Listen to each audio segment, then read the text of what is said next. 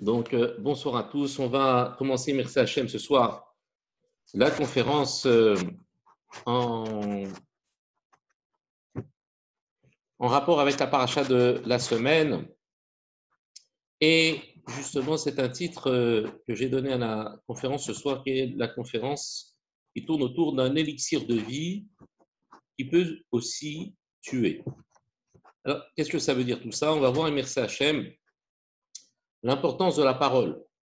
Tout tourne autour de la parole, Parashat Tazria, Metzora, autour de la faute du Lachon Hara, et on va essayer de comprendre en profondeur, et merci Hachem, mais de manière un peu ludique pour essayer d'expliquer les notions qui ne sont pas toujours claires pour tout le monde. On va essayer de comprendre ce qui est marqué dans la Gemara. Il est marqué dans la Gemara Masechet Yoma, Daf Haïnbet, page 72. Amar Rabbi Yehoshua ben Levi. Rabbi Yehoshua ben Levi, Maï dirtiv, qu'est-ce que veut dire le pasouk Vezot ha-Torah asher sam Moshe. Et voici la Torah que Moshe a posée l'ifne béné Israël. Cette fameuse phrase qu'on fait lorsqu'on sort le Sefer Torah de son Aaron. Et on dit voici Zot ha-Torah asher sam Moshe l'ifne béné Israël. Qu'est-ce que ça veut dire qu'il a posé devant le Ham Israël? La Gemara s'empare de ce verbe sam, qui veut dire poser, et lui donne une autre connotation. Et Rabbi Yehoshua ben Levi explique le passouk qui dit la chose suivante. Zacha na'asetlo ma'im sam chaim. Si jamais l'homme il est méritant, eh bien cette Torah sera pour lui sam chaim. Cette fois-ci, on ne l'écrit plus avec un sin comme il est marqué dans le passouk, c'est-à-dire posé, mais avec un samer, qui veut dire un élixir. Sam, c'est une potion, c'est un élixir. Et il dit, si jamais Zacha, l'homme, il est méritant, c'est-à-dire qu'il fait les choses convenablement, alors cette Torah va lui être, pour lui, favorable et va lui être un élixir Sam Hayim, un élixir de vie. Mlo Zacha, si maintenant il n'est pas méritant, Naasitlo Sav Mita. Hazve Shalom, cette Torah, si jamais il ne la respecte pas, si jamais il ne prend pas en considération ce qu'elle lui emporte, eh bien, Hazve Shalom, ça va devenir Samita.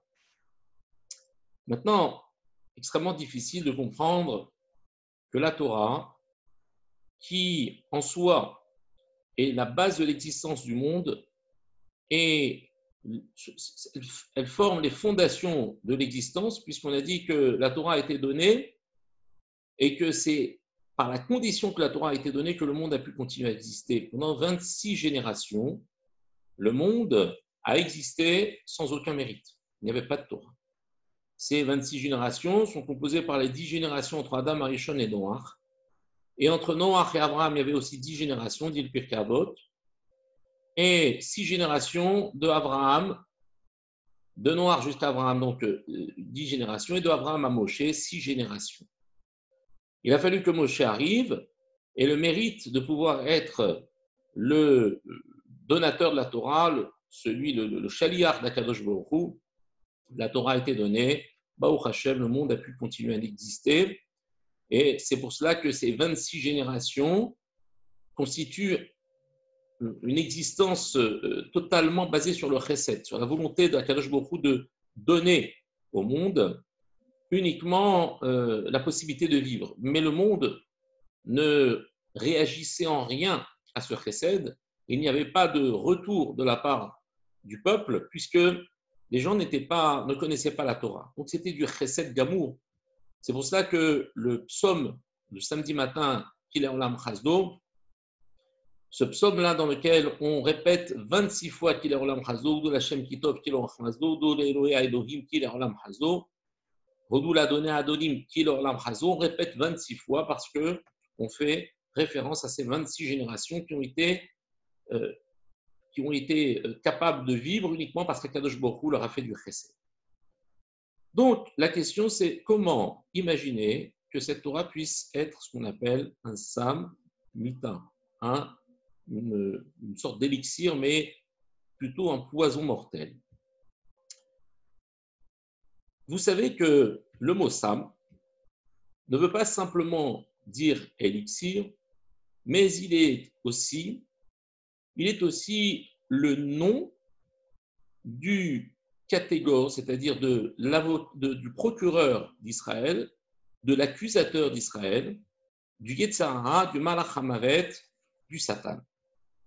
Son nom, nous n'avons pas le droit de le prononcer, si ce n'est que uniquement pour pouvoir l'expliquer.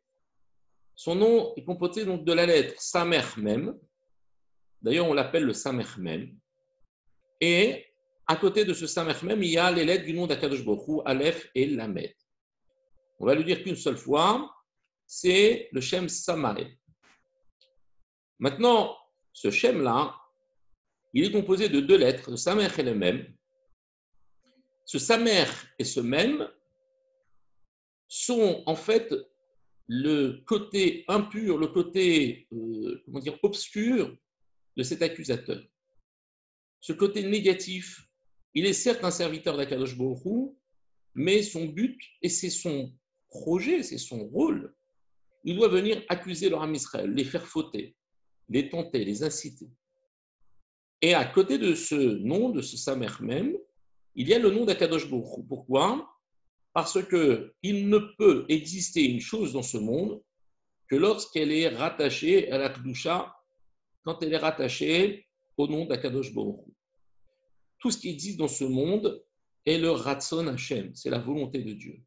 Donc à partir de ce moment-là, pour que ce malach puisse œuvrer, il faut qu'il ait le sceau divin. Et lorsqu'à la fin du temps, lorsqu'on dira qu'à la fin des temps, Akadosh Baruch Hu fera la shrita du malach hamavet, il va séparer les lettres Samer Mem des lettres Aleph et Lamed. Il ne va donc plus y avoir de possibilité de vitaliser ce Samer Mem et il va mourir. Il n'y aura plus de Yetzer Hara à la venue du Mashiach. Les Béné Israël, le monde entier, connaîtra uniquement la seule volonté, l'unique volonté de servir à Kadosh Baruch Hu, parce que le dévoilement divin sera tellement manifeste qu'il n'y aura plus de libre arbitre et donc plus de possibilité de fauter. Ce sera le monde du sachar, le monde du mérite, du monde du salaire, mais jusqu'à présent, Akadosh Baruch Hu, justement, nous laisse le Yetzer Hara pour nous donner une possibilité de pouvoir grandir, de pouvoir avancer, de pouvoir nous élever. Donc, ce Malach HaMavet, cet accusateur, on a dit que son nom c'est Samer Mem. Et il est là pour pousser l'homme à fauter.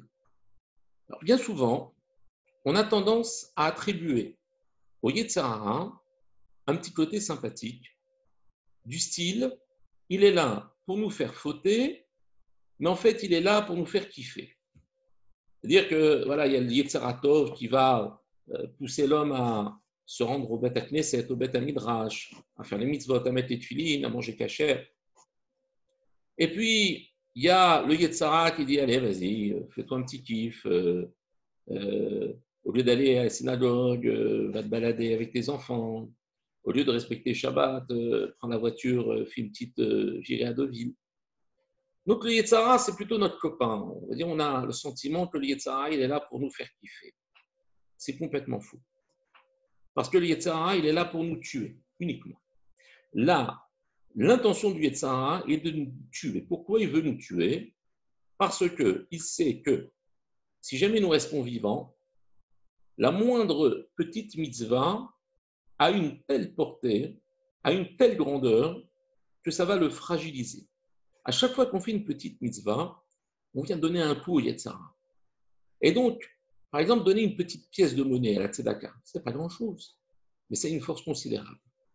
Et donc, le Yetzer Hara, il est évident qu'il cherche à nous éliminer du monde. Parce qu'il sait que tant qu'il y a de la vie, il y a une possibilité de pouvoir grappiller des forces incroyables qui sont les mitzvot de Maasim Tovim. Mais seulement, s'il nous dit, eh bien, je viens de te tuer, on ne va pas lui ouvrir la porte. Donc, il arrive avec on va dire un Bermuda, avec une chemise hawaïenne, avec des tongs. Il a l'air sympa et il vient nous dire, voilà, je suis là pour te faire kiffer. Et nous, on le laisse rentrer parce qu'on a le sentiment quelque part qu'on peut s'en faire un allié. Ramim nous disent non, pas du tout. J'en veux pour preuve que les animaux n'ont pas d'Yetzirah. Ils n'ont pas d'Yetzirah, puisqu'ils n'ont pas d'Yetziratov. Ils n'ont qu'une seule fonction, c'est de jouer le rôle qu'ils doivent jouer, de servir le Créateur à travers simplement leur façon d'être. Il n'y a que l'homme qui est un bon et un mauvais penchant. Ce qui va avoir pour conséquence que lorsque l'enfant va grandir, lorsqu'il va naître d'abord, il sera kulo Yetzer Hara. Il sera entièrement Yetzer Hara. Il n'y aura pas de Yetzeratov jusqu'à l'âge de 13 ans pour un garçon et 12 ans pour une fille, ou à l'âge de 13 ans, il va y avoir le Yetzeratov qui va rentrer à l'intérieur de l'être. Et il va commencer une guerre entre le bon et le mauvais penchant, ce qui traduit par souvent ce qu'on appelle le malaise de l'adolescence.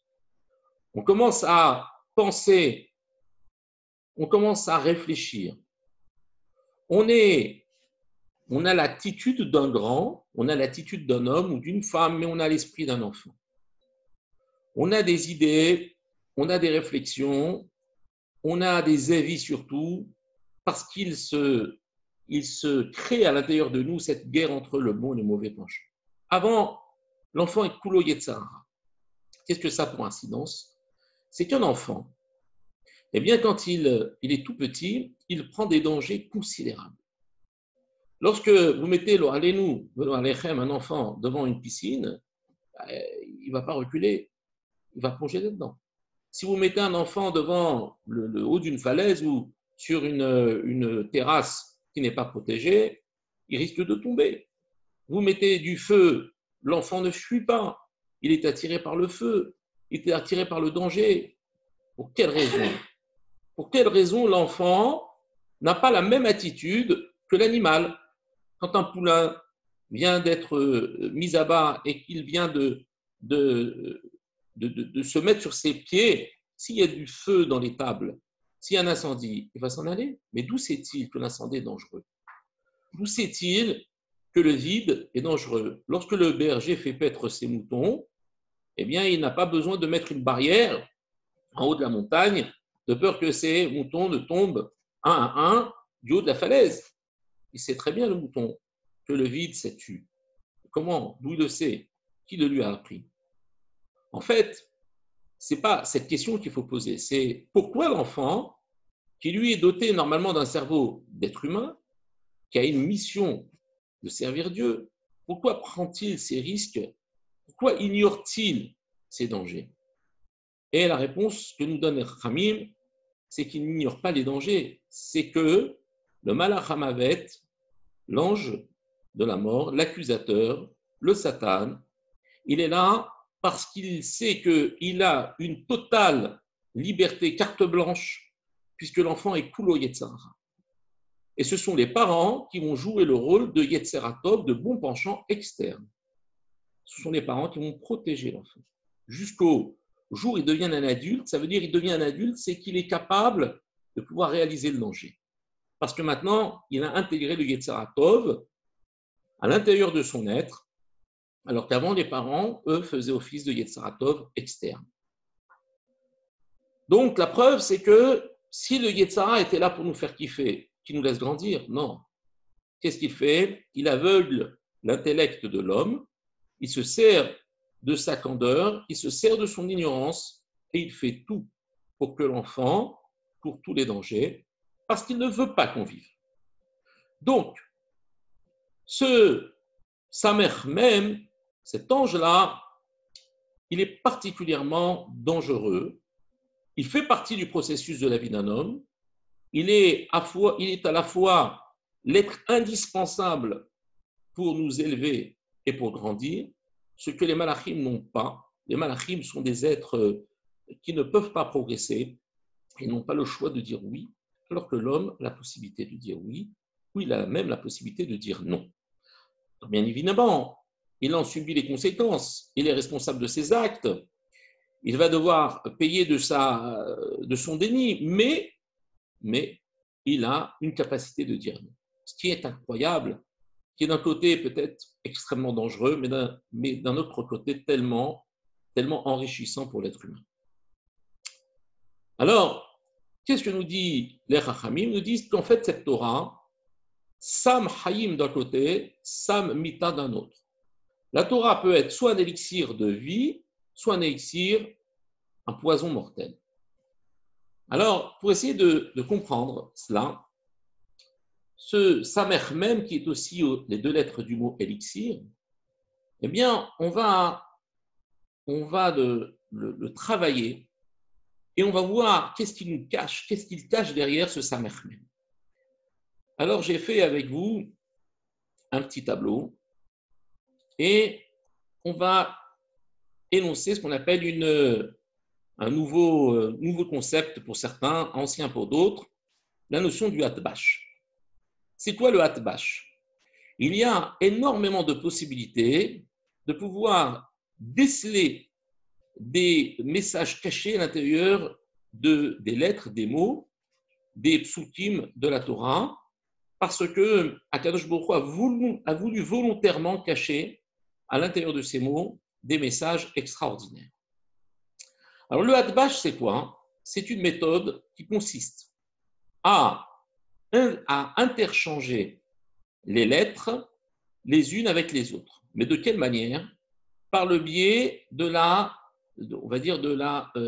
réciproque, pas de la réciproque, mais de la symétrie. Quand je prends mon alphabet, Aleph, Bet, Gimel, Dalet, He, Vav, Zayin, Het, Tet, Yud, Chaf, dans l'ordre normal, de Aleph jusqu'à Tav. Si maintenant je lui mets en dessous l'alphabet, mais que je comptabilise de la fin vers le début, Tav, Shin, Resh, Kuf, Tzadik, Pe, Ayin, Samer, Nun, Mem, Lamed, etc., etc. Il va s'établir une relation entre les lettres qui sont par rapport à un axe médian qui est au milieu du Kaf et du Lamed. Eh bien, cet axe médian, vous prenez le Aleph et vous le faites correspondre avec le Tav. Vous prenez le Bet et vous le faites correspondre avec le Shin. Vous prenez le Gimel avec le Resh, le Dalet avec le Kouf, jusqu'à ce que vous arriviez à cette frontière qui s'appelle Kaf Lamed, où l'axe se situe exactement au milieu du Kaf et du Lamed, cet axe de symétrie. C'est pour ça qu'on appelle ce mode d'interversion le Hatbash. Ça constitue justement les deux premières combinaisons, Hat-Bash. Qu'est-ce que ça nous apprend, le Hatbash? Alors, le Hatbash nous apprend à voir ce que le mot nous cache. Si je prends maintenant ce Samer même, ce fameux élixir, dont on dit que d'un côté il peut faire vivre et d'un autre côté il peut faire mourir, cet élixir se dit en hébreu Samer même. D'accord? Ici, je n'ai pas mis le même final, mais c'est la même lettre. Donc, Samer même, ça, c'est dans un ordre normal, un ordre classique de l'alphabet.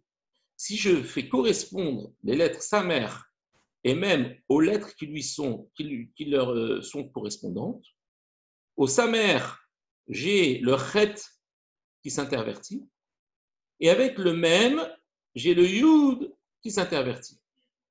Ce qui va me donner que d'un côté, Sam, c'est en fait Chai, c'est la vie. C'est que derrière cet élixir qui s'appelle Sam, il y a la vie. On peut comprendre ça de plusieurs façons. C'est que la vie de l'homme, elle est sans aucun doute, elle est rattachée au besoin d'être éprouvée par le Yetzer Hara. Le Yetzer Hara n'éprouve plus celui qui est mort. Le Yetzer Hara n'éprouve plus celui qui est parti du monde. Il n'éprouve que celui qui est vivant. Donc, quelque part, ce Samer même, cet accusateur, quand est-ce qu'il a réalisé sa mission? C'est quand il a échoué. C'est quand il a échoué. Quand l'homme est capable de le surpasser, quand il est capable de le gagner, alors ce Samer même, il a réussi. Parce qu'il y a à l'intérieur de son Shem, il y a le mot Chai qui se cache par la méthode du Hadbash et qui fait que notre Samer même, il est là pour aider l'homme à vivre. Le seul problème, ça, c'est quand l'homme arrive à le mépriser. Mais quand il n'arrive pas à le maîtriser, le problème, c'est que malheureusement, il a le dessus sur lui. Donc, le problème, c'est que il va falloir maintenant que j'arrive à retourner, à faire échouer la mission de ce Samer même pour justement qu'elle se convertisse en Chai, comme on a vu par le principe du Hadbash. Comment je vais y arriver? Par quels moyens? C'est le but que nous allons, Imirsa Hashem, maintenant, tout de suite, rapporter. Le Maharal, dans son Sefer Gevurot Hashem, il nous dit que Adibur shel Adam mevatet haneshama haelokit shebo. La parole d'un homme s'exprime à travers la neshama, c'est-à-dire l'âme divine qu'il y a en lui. Ça veut dire que la neshama, qui est la vie de l'homme, est directement liée avec le dibour. D'où savons-nous ça? Parce qu'il est marqué dans le Bereshit, Vaïtser Hashem Elohim et Hadam Afar Mina Adama Vaïpar Be'apab Nishmat Chakim. Souvenez-vous, hier on en a parlé. Dieu a formé l'homme à partir de la terre, à partir de la poussière de la terre. Vaïpar Be'apab Nishmat Chaim, il a soufflé dans ses narines un souffle, une neshama de vie. Et le Targum, c'est-à-dire le traducteur en araméen, ce qu'on appelle le Targum Onkelos, traduit le Pasuk, et à la place de Nishmat Chaim, il va traduire par Ruach Me Malela, un esprit parlant. Ça veut dire Nefesh Haya, l'âme qui vit, eh bien, elle est appelée par le Targum Ruach Me Malela, ça veut dire un esprit qui parle. De là, on apprend que lorsque Akadosh Baruch Hu a créé l'homme, sa vie tournait autour de sa parole. Tout va dépendre de sa parole. Tout va dépendre de la parole de l'être humain. C'est parce qu'il parle qu'il vit, c'est parce qu'il vit qu'il parle. C'est complètement lié l'un avec l'autre. Mais les Chachamim nous rapportent quelque chose qui est encore, on va dire, un peu plus profond, mais qui nous aide à comprendre quel rapport y a-t-il entre la parole et la vie. Cette phrase est marquée dans le Zohar HaKadosh, le Zohar, donc Parashat Vaikra. Alors, je vais partager avec vous. Donc, il faut d'abord que j'arrête ça. Voilà. Dans le Sefer Vaikra. Alors, est-ce que vous me voyez encore ou pas? J'ai l'impression que ça ne fonctionne pas. Alors, hop. Et hop. Ça y est. Ah. Donc, dans le Zohar, dans Zohar de Vaikra, page 228a, qu'est-ce que nous dit Zohar? Il nous dit que les lettres de l'alphabet sont exprimées par 5 parties on va dire, de l'organe de la parole, qui est la bouche, la gorge, la langue, les dents, etc. Et que les 22 lettres de l'alphabet sont séparées en 5 grands groupes. Il y a ce qu'on appelle le Aleph, le Het, le He et le Ayin, qui sont ce qu'on appelle Bégaron, c'est-à-dire dans la gorge. Ce sont des lettres gutturales. Le Boumaf, le Bet, le Vav, le Mem et le Fe, ce sont des sifvan, ça veut dire avec les lèvres. Ce sont des lettres labiales.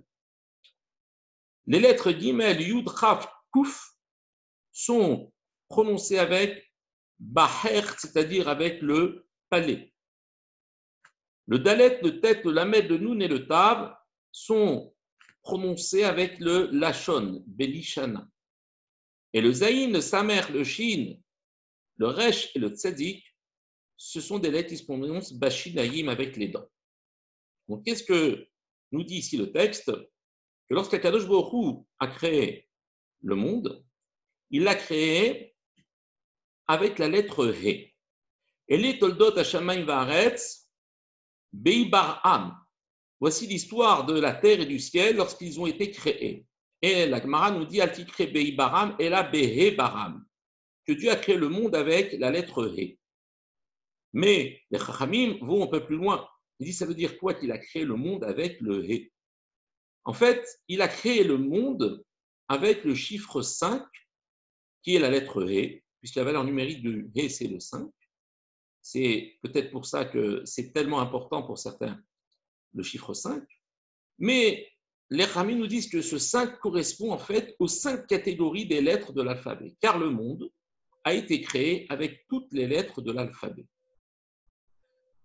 Les lettres de l'alphabet constituent les briques de l'univers. Le Sefer HaYetzirah nous répète souvent que les lettres de l'alphabet, ce sont les premières bases qui ont permis au monde d'exister. Ce qui va avoir pour incidence que lorsqu'une personne va parler, eh bien, elle va créer. De la même manière que quand Akadosh Baruch Hu a créé, on appelle ça les Asara Ma'amarot, ce sont les 10 paroles à travers lesquelles Akadosh Baruch Hu va créer le monde. Vayomer Hashem Yehi Or, il a dit Dieu que la lumière soit, Vayehi Or et la lumière fut. Donc à chaque fois, c'est un Mahamar, c'est une parole qu'Akadosh Baruch Hu va apporter et qui va devenir créatrice.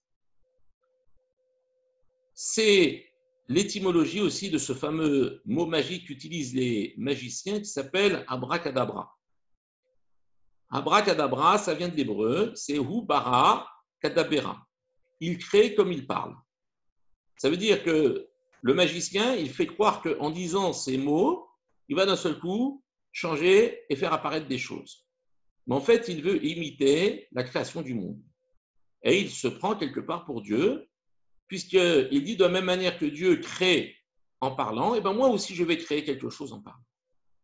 Donc on voit que la parole et la création, c'est quelque chose de totalement lié, et que c'est quelque chose qui est, on va dire, indétachable. Maintenant, si Akadosh Baruch Hu a créé le monde avec les lettres, ça veut dire que nous aussi, il a donné en nous ce pouvoir. C'est pour ça que maintenant que nous avons cette neshama que Dieu nous a donnée, eh bien, nous avons ce pouvoir de créer, comme Dieu a créé avec la parole, eh bien, nous pouvons créer avec la parole. Lorsque on dit en hébreu davar, c'est une chose, mais c'est aussi davar, c'est la parole. Ce qui veut dire que d'un côté, le même mot en hébreu pour dire une parole veut dire aussi une chose. Cela vient nous rappeler à l'ordre, nous disant attention. Toi, tu ne vois pas ce que tu crées, mais tu crées. Donc, il faut faire attention à ce qui sort de ta bouche. Il faut faire attention de quelle manière tu vas le dire.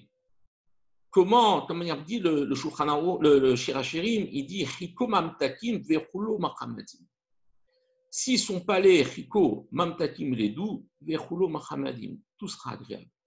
Tout va dépendre de la parole. Tout va dépendre de la manière dont je vais m'exprimer. Et si ces paroles-là, je n'ai pas conscience de l'impact qu'ils ont à travers les créations qui sont susceptibles d'entraîner, eh bien, comment voulez-vous donner de la force à ma parole quand je veux demander et prier à Kadosh Baruch Hu? Si l'homme prend conscience de la parole, s'il sait quel pouvoir il a en lui, quelle force il a en lui, eh bien, il surveillerait tous les mots qui sortiraient de sa bouche. Et si jamais il a cet esprit attentif à la parole, eh bien, sa parole deviendra crédible et audible auprès d'Akadosh Baruch Hu. Et lorsqu'il ouvrira sa bouche, lorsqu'il dira quelque chose, lorsqu'il demandera quelque chose, Akadosh Baruch Hu l'écoutera. Parce que cette parole prend de la valeur. Il sait ce qu'il faut dire, mais il sait aussi ce qu'il ne faut pas dire. Maintenant que nous savons que la parole est créatrice, maintenant que nous savons à quel point elle peut être aussi destructrice, Alors, on va maintenant comprendre qu'à travers les lettres et de la manière dont on les organise, on peut complètement changer les choses. On a dit au début que la Torah peut être ce qu'on appelle Sam Hayim, un élixir de vie, mais il peut être aussi Samita, un poison mortel. Et ce qui nous choquait au début, eh bien, va nous paraître maintenant totalement logique. Au début, ce qui nous choquait, c'est de dire comment cette Torah, qui est à la source, qui est la source de la bracha, qui est la source de la vie, qui est la base de l'existence du monde, elle peut faire mourir. Soit parce qu'on se coupe de la Torah, mais ce n'est pas la Torah qui est un élixir un poison mortel. C'est parce que moi, au lieu de prendre de l'oxygène, j'ai décidé de ne plus respirer. Mais on ne va pas dire que c'est l'oxygène qui l'a tué. C'est parce qu'il n'a pas pris d'oxygène. C'est l'absence d'oxygène qui l'a asphyxié. Mais en vérité, la Torah, c'est quoi? Ça n'apporte que du bien. Alors comment on en arrive à, malheureusement, perdre ses bienfaits en se déconnectant de la Torah? Et là, je vais vous apporter un autre petit document pour essayer de comprendre l'immersion Hachem. Vous avez vu que on a dit que de la Torah n'émane que du bien. Mina Shamaïm, Akadosh Baruch Hu n'envoie que du bien sur terre, que du bien. Il n'y a que du bien qui arrive. Simplement, ce bien-là, il va arriver sous forme de lettres, puisqu'on a dit que tout est créé à partir des lettres, que les lettres, ce sont des briques de l'univers. Donc, lorsqu'Akadosh Baruch Hu va envoyer, par exemple, de la jouissance, Roneg, du plaisir, eh bien, ce Roneg, il va descendre dans le monde, mais seulement celui qui va capter ce Roneg, ce Shefa, cette abondance qu'Akadosh Baruch Hu déverse dans le monde, est-il capable de garder l'ordre des lettres dans lequel se trouve le mot Roneg? Si jamais l'homme faute, eh bien, qu'est-ce qu'il fait? Il est mébalbel. On a dit qu'un homme qui fait la volonté d'Akadosh Baruch Hu, il est Messader Tarolam. Il rend le monde organisé. Quand il faute, il mélange, il intervertit, il inverse. C'est pour cela que quand il fait tchouva, on a déjà dit ça, et on le fait avec un vidouille, c'est-à-dire avec des tachanounim, des supplications. On dit Hacham, nous avons fauté, Bagad, nous avons trahi, Gazal, nous avons volé. Vous remarquerez que les lettres qui démarrent, toutes les initiales de chaque mot sont par ordre alphabétique. Aleph, Bet, Gimel, Hachamnu, Bagadnu, Gazalnu, Dibarnu, Lachon Hara, nous avons dit du Lachon Hara, Dalet. Donc, qu'est-ce que nous faisons quand nous faisons Tchouva? Nous remettons les lettres que nous avons brouillées à l'endroit. Et nous réorganisons l'univers. Nous reconstruisons ce que nous avons détruit. Malheureusement, quand l'homme faute, eh bien, au lieu d'utiliser les lettres dans leur bon sens, il va les mélanger. Et de oneg, ici, qui veut dire jouissance, il va y avoir ce qu'on appelle négar, la plaie, la souffrance, la douleur. Ce sont les mêmes lettres, mais vous avez vu que le haïn, ici, il passe en dernière position, alors que dans oneg, il est en première position. Donc, Akadosh Baruch Hu envoie du oneg, il envoie de la jouissance. Et qu'est-ce qu'en fait l'homme? Il en fait, par son comportement, du négar, c'est-à-dire une plaie. Akadosh Baruch Hu envoie un shefa, il envoie de l'abondance. Et qu'est-ce que fait l'homme? Péchard, c'est-à-dire il fait une faute. Il prend le P et il le met au début. C'est-à-dire que les lettres arrivent chez un homme c'est un peu comme un agitateur, l'homme.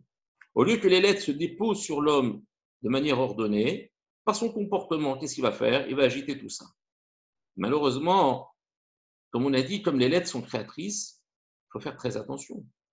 Parce qu'il faut conserver l'ordre dans lequel Akadosh Baruch Hu nous a donné. Lorsqu'Akadosh Baruch Hu envoie Retsé, c'est un agrément. C'est une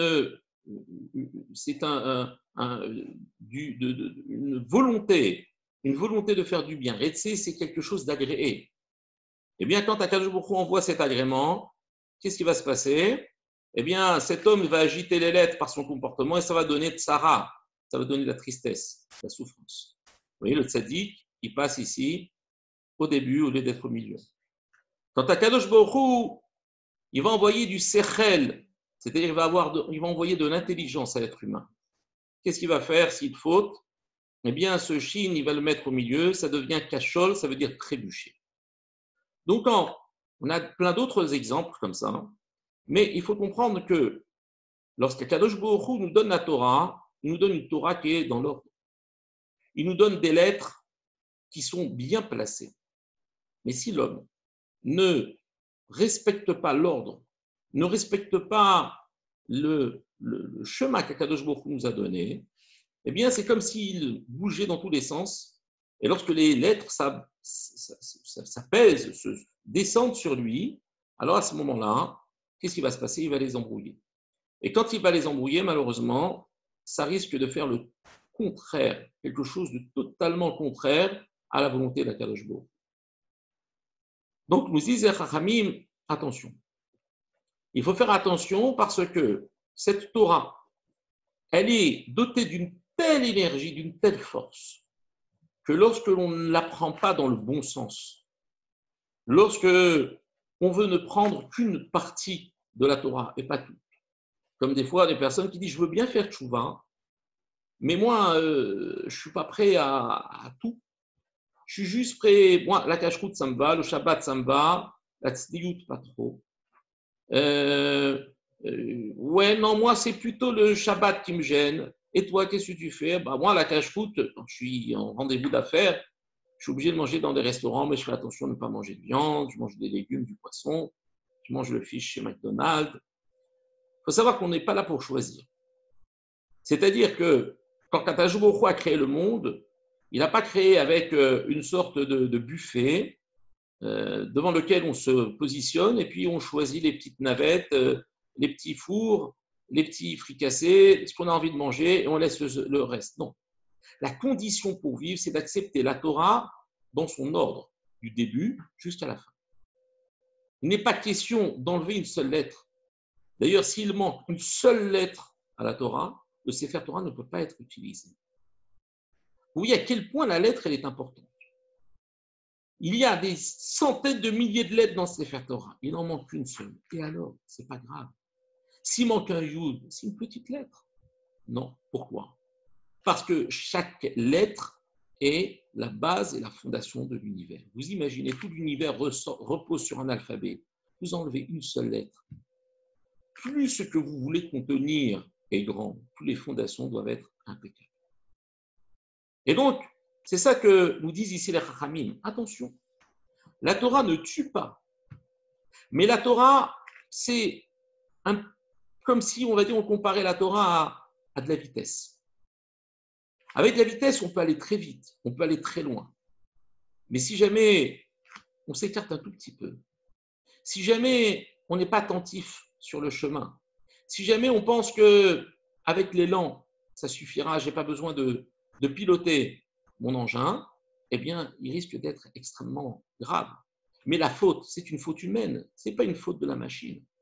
Ce n'est pas le train qui est tombé en panne, ce n'est pas cette force-là qu'il va falloir redouter. Au contraire, c'est elle qui permet de nous élever. Rappelez-vous que tout à l'heure, on a dit que ce Samer même, cet accusateur, il a en lui le germe de la vie, puisque avec l'interversion des lettres Samer et même, on obtient le mot Chai. Ça veut dire que tout ce qu'Akadosh Baruch Hu envoie dans ce monde-là, c'est de la vie. Tout ce qu'il envoie, c'est du shefa, c'est de l'abondance. Tout ce qu'il envoie, c'est du bon. Simplement, qu'est-ce que fait l'homme malheureusement? Ce Chai-là qu'il envoie cette vie, il l'envoie à travers un Yetzirah. Ce Yetzirah, si je le perçois comme mon ennemi, eh bien, il sera le Samer même. Il sera cet élixir, mais qui ne sera plus un élixir de vie, mais un élixir, malheureusement, un poison mortel. C'est là où il faut faire attention. Ne pas penser qu'on nous veut du mal. Ne pas penser qu'on a cherché à nous embêter avec toutes ces lois. On nous fait vivre, on nous fait grandir. C'est à nous de prendre les choses et de les conserver telles qu'Akadosh Baruch Hu nous les a données. Ne pas faire une sélection, ne pas faire un tri, Ne pas se dire oh, bah, pourquoi pas ça et pas ça, et moi je suis d'accord avec ça, mais les rabbins ils sont ceci et de cela. Apprendre à surveiller ce qui sort de notre bouche. Combien il est important de faire attention à ce qui sort de notre bouche. Je l'ai raconté plusieurs fois cette histoire, mais je vous la raconter encore. Et ceux qui l'ont entendu me fassent amitié de faire comme si c'était la première fois. Je vous dis ça parce que c'est quelque chose que j'ai vécu. Ma mère Zichrona Libracha, il y a 40 ans, elle a quitté ce monde. Et pendant qu'elle était encore jeune, elle avait 53 ans quand elle est partie de ce monde. Et elle est partie voir sa sœur, ma tante aînée, qui était dans un état, on va dire, final. Elle était dans une sorte de coma. Elle avait des gros problèmes comment dire, de rénaux, etc. Et donc, elle était vraiment, les médecins ne savaient pas quoi faire. Et ils l'ont condamnée. Alors, ma mère est venue voir sa sœur. Elle lui a dit, je te donne mes années de vie. Elle a dit simplement à sa sœur, tellement qu'elle l'aimait, qu'elle voulait lui donner ses années de vie. Ben, c'est ce qui s'est passé. Ma mère est partie et ma tante a guéri. Et c'est elle qui nous a élevés. C'est elle qui, pendant des années, nous a élevés avec la conscience de savoir qu'elle vivait les années de sa sœur. Puisqu'elle vivait les années de sa sœur, elle devait assumer ses enfants. C'est pour vous dire à quel point les mots ne sont pas comme ça anodins. Il faut faire attention. Lorsqu'on répond Amen, lorsqu'on répond Amen à une fila, à une bracha, est-ce que vous croyez que simplement c'est un Amen, genre Amen, Amen, Amen, Amen, Amen? Il y a une kavana énorme dans le Amen. Amen, ça vient de la racine Emouna. J'ai confiance. Si jamais vous dites à une personne, Be'ezrat Hashem, tu vas guérir. Si la personne dit Amen, mais il ne vaut rien ce Amen. Pourquoi? Parce que j'aimerais bien avoir confiance. Je vous mets la tonalité derrière. J'aimerais bien avoir confiance, mais c'est tellement difficile. Amen. Maintenant, la personne qui répond Amen, mais de cette manière. Amen. Ça veut dire quoi? Ça veut dire quoi? Ça veut dire j'ai confiance. Ce Amen, il n'a pas la même fonction. Il a une autre fonction. Je vais même vous dire quelque chose encore plus surprenant. Il y a des halachot dans la manière de répondre Amen.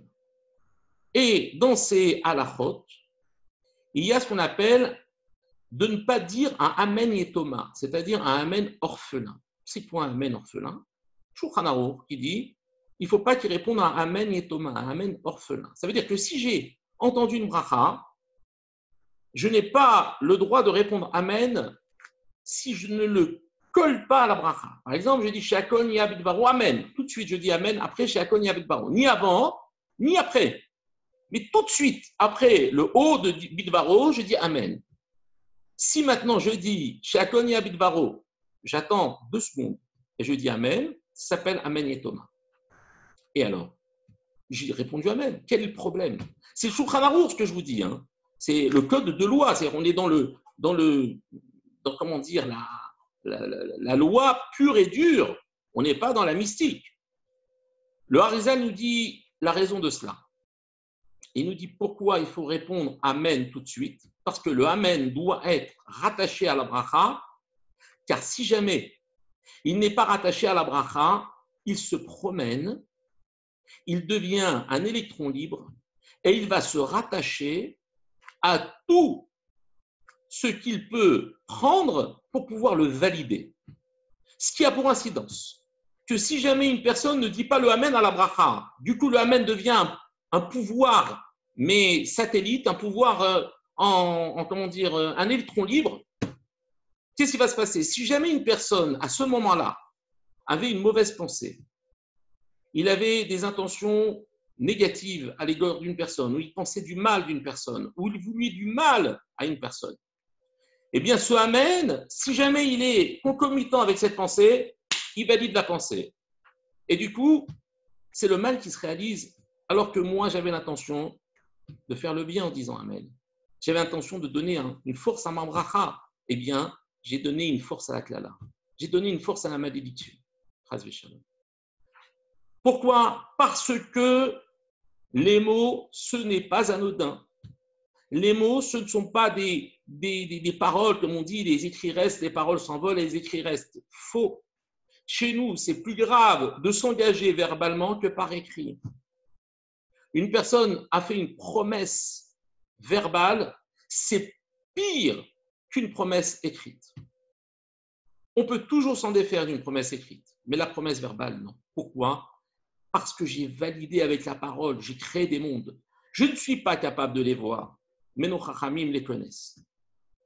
Les malachim le voient. Nous verrons, nous, à 120 ans, et Mirsa Hachem, combien nos paroles ont été capables de sauver des êtres humains, comme de détruire des mondes. Il faut être très attentif à ces paroles. Tout ce que Dieu nous donne est pour le bien. Tout ce qu'il nous donne, c'est que du bien. À nous de nous éduquer, à garder ce bien dans l'ordre dans lequel Akadosh Baruch Hu nous l'a donné, de ne pas intervertir, de ne pas être ces agitateurs en pensant que ces lettres peuvent avoir n'importe quel sens. Non, quand je fais tchouva, je remets les lettres dans l'ordre. Aleph, Bet, Gimel, Dalet. C'est bien parce que lorsque j'ai fauté, je les ai mis dans le désordre. Yiratson, que nous ayons cette lucidité, que nous puissions faire attention à tout ce qui sort de notre bouche, à tout ce que, bien sûr, il rentre dans notre bouche, la cache-route. Et vous savez, tout ça, c'est lié. On reconnaît une personne à travers la façon dont elle mange. Bien souvent, la nourriture rend l'homme grossier. Ce n'est pas pour rien. Parce que cette grossièreté, elle vient de ce no-contrôle de tout ce qui rentre à l'intérieur par la bouche. Du coup, la bouche est salie et tout ce qui en sort, malheureusement, est sale. Bazat Hashem, de ne pas dire de grossièreté, de ne pas dire de la shonara. C'est en ce moment le travail que nous devons faire, la paracha de la semaine. Ce n'est pas simplement qu'un petit texte qu'on lit, c'est la mission du moment. Donc, faire attention de ne pas dire de la shonara, de ne pas parler. D'ailleurs, je vous invite à tous à vous donner au moins 1 heure, 2 heures, 3 heures dans la journée où on choisit de se taire, de lire des Teilim et de faire ce qu'on appelle un Ta'anit Dibour partiel. 1 heure, une demi-heure. Par exemple, on sait que, je ne sais pas moi, de 11h à 11h30, on n'a pas d'appel, on n'a pas de besoin de parler. Eh bien, ce n'est pas qu'on ne parle pas, on se tait. Il y a 2 façons. Il y a ne pas parler et se taire. Et se taire, ça veut dire pouvoir dire des choses, mais refuser de le dire, l'éché mitzvah. Eh bien, vous voyez, ça, ce n'est pas grand-chose. Ça a une portée incroyable. Ça peut renverser des décrets. Ça peut déchirer des décrets. Bezat Hashem. Parlons bien, parlons peu. Et Bezat Hashem, Akadosh Baruch Hu nous donnera le crédit à nos paroles et écoutera chacun de nos mots comme si c'était de l'or, comme si c'était des diamants. Bezat Hashem. Que nos prières soient exaucées et que nous puissions avoir le pouvoir de bénir et de protéger tous ceux que l'on aime. Merci pour votre fidélité et Bezat Hashem, à demain soir, si Dieu veut. Si vous avez des questions, je suis à vous. Encore faut-il que j'arrive à les